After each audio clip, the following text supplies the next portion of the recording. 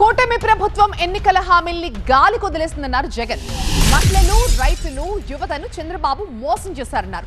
9 నెలల పాలనలో అన్ని రంగాల్ని కూడా నిర్వీర్యం చేసేశారు. విద్యార్థుల ఫీజు రీయింబర్స్మెంట్ కూడా చెల్లించకుండా ఇబ్బంది పెడుతున్నారంటూ ఆరోపించారు. విద్యార్థుల సమస్యలపై పార్టీ ఆవిర్భావం రోజునే యువత పోరు చేస్తున్నామన్నారు.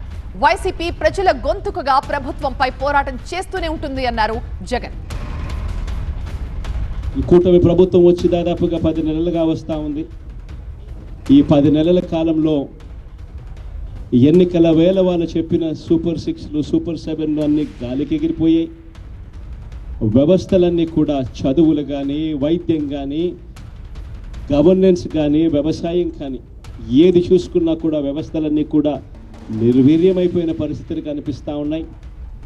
ఈరోజు పిల్లలకు సంబంధించిన ఫీజులకు సంబంధించిన బకాయిలు కూడా సంవత్సర కాలంలో ఫీజు రీయింబర్స్మెంట్కు కావాల్సింది ఒక్కొక్క క్వార్టర్కు 700 కోట్ల రూపాయలు చొప్పున, సంవత్సరానికి 2800 కోట్ల రూపాయలు విద్యా దీవెన కింద, దాదాపుగా 7100 కోట్ల రూపాయలకు సంబంధించిన పిల్లలకు సంబంధించిన చదువులకు సంబంధించిన కేటాయింపులు చేసి చదువులను ఆదుకోవాల్సింది పోయి, పిల్లలను ఆదుకోవాల్సింది పోయి కేవలం 2600 కోట్లు మాత్రమే కేటాయింపులు చేశామన్నట్టుగా చేసి పిల్లల చదువులతో ఆడుకుంటా ఉన్న ఈ ప్రభుత్వానికి బుద్ధి చెప్పే కార్యక్రమం పిల్లలతో పాటు, పిల్లల తల్లిదండ్రులతో పాటు కలిసి చేసే కార్యక్రమం కూడా యాదృచ్ఛికంగా ఈరోజు ప్రొటెస్ట్ కార్యక్రమం కూడా ఈరోజే కూడా జరుగుతూ ఉందని కూడా చెప్పడానికి కూడా సంతోషపడతా ఉన్నా.